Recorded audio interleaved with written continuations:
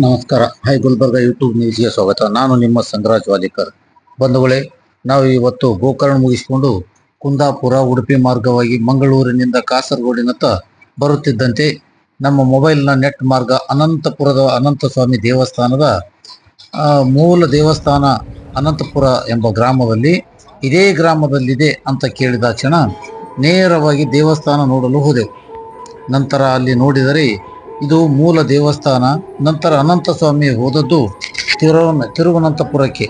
ಅದು ಇಲ್ಲಿಂದ ಸುಮಾರು 600ರಿಂದ 650 ಕಿಲೋಮೀಟರ್ ಆಗುತ್ತೆ ಅನ್ನೋದು ಅಲ್ಲಿ ಅವರು ಹೇಳ್ತಕ್ಕಂಥ ದೇವಸ್ಥಾನದ ಬಗ್ಗೆ. ಈಗ ಶ್ರೀಮಂತ ದೇವಸ್ಥಾನಗಳಲ್ಲಿ ಈಗ ಅನಂತ ಪದ್ಮನಾಭ ಸ್ವಾಮಿ ಕೂಡ ಶ್ರೀಮಂತ ದೇವಸ್ಥಾನವಾಗಿರೋದು ಈಗ ಹೆಸರುವಾಸಿಯಾಗಿದೆ. ಆದರೆ ಈ ದೇವರ ಮೂರ್ತಿ ಮಾತ್ರ ನೋಡಲು ಪಕ್ಕಾ ಬುದ್ಧನಂತೆಯೇ ಕಾಣುತ್ತದೆ. ಆದರೆ ಈಗ ಅನಂತ ಪದ್ಮನಾಗಿರೋದು ಬೌದ್ಧ ಅನುಯಾಯಿಗಳಿಗೆ ಬುದ್ಧನ ನೆನಪಿಸಿದಂತೆ ನೆನಪಿಸುತ್ತಿರುವುದಂತೆ ಸತ್ಯ. ಕ್ಷಮಿಸಿ. ಬುದ್ಧ ಜ್ಞಾನೋದಯವಾದ ಅರಳಿ ಮರದ ವಿಶೇಷತೆ ಬೇರೆನೇ ಇದೆ ನೋಡಿ. ಮುಂದೆ ಅರಳಿ ಮರಕ್ಕೆ ಯಾವ ಮಟ್ಟದ ಹೊದಿಕೆಯನ್ನು ತುಂಬಿಕೊಂಡಿದೆ ಅಂತ ನೋಡಿದರೆ ಪದ್ಮನಾಭ ಬುದ್ಧನನ್ನು ಮರೆಮಾಚಿದಂತೆ ಕಾಣುತ್ತಿದೆ. ಪುರೋಹಿತಶಾಹಿಗಳು ಬುದ್ಧನನ್ನು ಮರೆಮಾಚಲೆಂದೇ ಪದ್ಮನಾಭನಿಗೆ ತಂದು ಕೂಡಿಸಿದರೆಂಬ ಸತ್ಯ ಯಾವಾಗ ಹೊರಬರುತ್ತೋ, ಬುದ್ಧ ರೊಚ್ಚಿಗೇಳುವುದು ಯಾವಾಗ, ಬುದ್ಧನ ನಾಡಿನಲ್ಲಿ ಗುದ್ದಾಡುವುದು ಬೇಡವೆಂದೇ ಬುದ್ಧ ತಾನೇ ಪದ್ಮನಾಭನಾಗಿದ್ದಾನೆಯೇ ಎಂಬ ಪ್ರಶ್ನೆಯಂತೂ ಜನರಲ್ಲಿ ಮೂಡ್ತಾ ಇದೆ. ಅದು ಬೌದ್ಧ ಹಾಗೂ ಹಿಂದೂಗಳೇ ಹೇಳಬೇಕಾಗಿದೆ. ಇಲ್ಲಿ ಮುಂದೆ ಹೋದಂತೆ ಇಲ್ಲಿ ನೋಡಿ, ಇಲ್ಲೊಂದು ದೇವಸ್ಥಾನವು ಕೂಡ ರೆಡಿ ಮಾಡಿದ್ದಾರೆ. ಅದು ಮಾರಿಕಾಂಬಾ ಮತ್ತು ಚಾಮುಂಡಿ ದೇವಸ್ಥಾನ ಅಂತ ಹೇಳ್ತಾರೆ. ಆ ದೇವಸ್ಥಾನ ಕೂಡ ಇಲ್ಲಿ ತಾನಾಗಿಯೇ ಹುಟ್ಟಿಕೊಂಡಿರೋದು. ಇಲ್ಲಿ ಬಹಳ ವರ್ಷಗಳ ಹಿಂದೆ ಯಾರು ಬಂದಾಗ ಯಾರು ಇರಲಿಲ್ಲ ಅನ್ನೋದು ಇಲ್ಲಿ ಜನರೇ ಹೇಳ್ತಾರದು. ಅದು ನಮ್ಗೆ ಗೊತ್ತಿಲ್ಲ, ಅಲ್ಲಿ ಜನರು ಹೇಳಿದ್ದು ನಾವು ತಮ್ಮ ಮುಂದೆ ಹೇಳ್ತಾ ಇದ್ದೀನಿ. ಬಂಧುಗಳೇ, ಇಲ್ಲಿ ಅರಳಿ ಮರ ಇದೆ. ಆ ಅರಳಿ ಮರಕ್ಕೆ ನಾನು ನಿಮ್ಮನ್ನ ಕರ್ಕೊಂಡು ಹೋಗ್ತೀನಿ.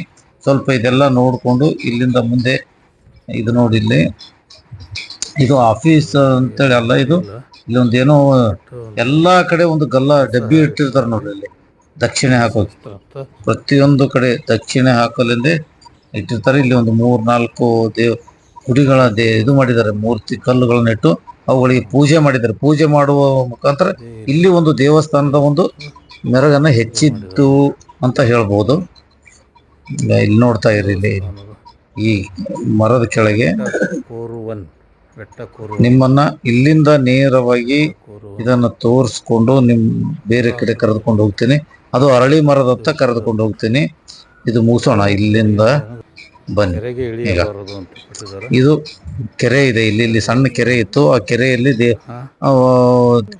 ಪದ್ಮನಾಭನ ದೇವಸ್ಥಾನ ಇದೆ.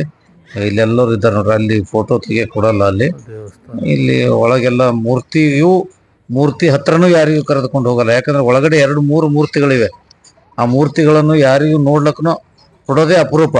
ಆ ಮೂರ್ತಿಗಳನ್ನ ಸರಿಯಾಗಿ ನೋಡಿದರೆ ಸಾಕು, ಅದು ಬುದ್ಧನ ಮುಖದಂತೆ ಎದ್ದು ಕಾಣಿಸ್ತಾ ಇರುತ್ತೆ.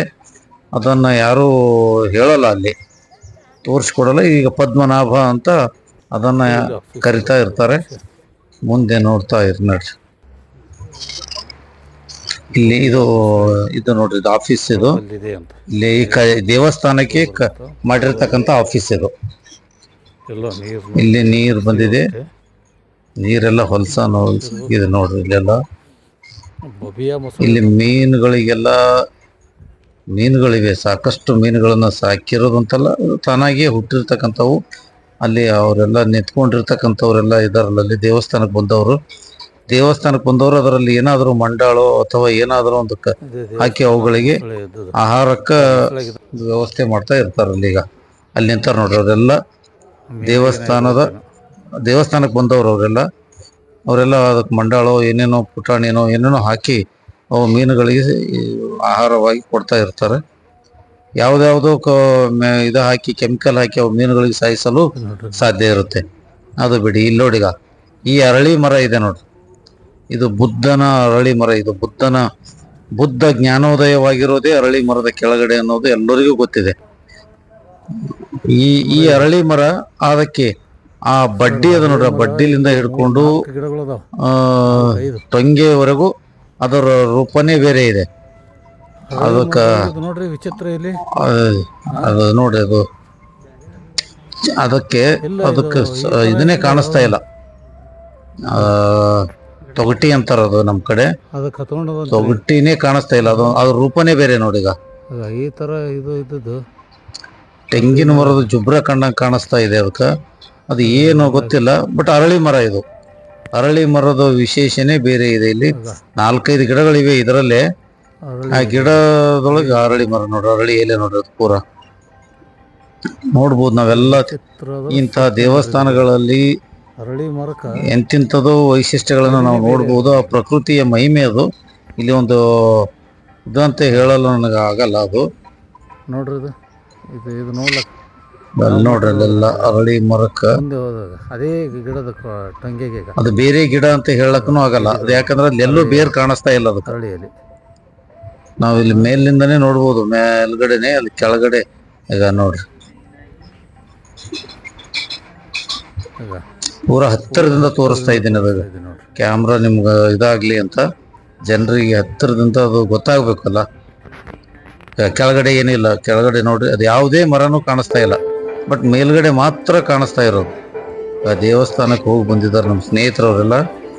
ದೇವಸ್ಥಾನದ ಒಳಗಡೆ ಹೋಗ್ಬೇಕಾದ್ರೆ ಬಟ್ಟೆ ಬಿಚ್ಚಿ ಹೋಗ್ಬೇಕು, ಶರ್ಟ್ ಬಿಚ್ಚಿ. ಇದು ಏನೋ ಗೊತ್ತಿಲ್ಲ, ಯಾಕೋ ಕೆಲವೊಂದು ದೇವಸ್ಥಾನಗಳ ಬಲ್ಲಿ ಅದೊಂದು ಪದ್ಧತಿನೇ ಮಾಡಿಬಿಟ್ಟಿದ್ದಾರೆ. ಅದು ದೇವಸ್ಥಾನಕ್ಕೆ ಹೋಗುವತಕ್ಕಂಥವ್ರಿಗೆ ಯಾರಿಗೂ ಒಳಗಡೆನೂ ಬಿಡಲ್ಲ, ದೇವಸ್ಥಾನದ ಒಳಗಡೆನೂ ಬಿಡಲ್ಲ. ಬಿಡದೇ ಇದ್ರೂ ಅವರು ಶರ್ಟ್ಗಳನ್ನು ಬಿಚ್ಚಿ ಕಳಿಸ್ಕೊಡ್ತಾರೆ. ನಮಸ್ಕಾರ.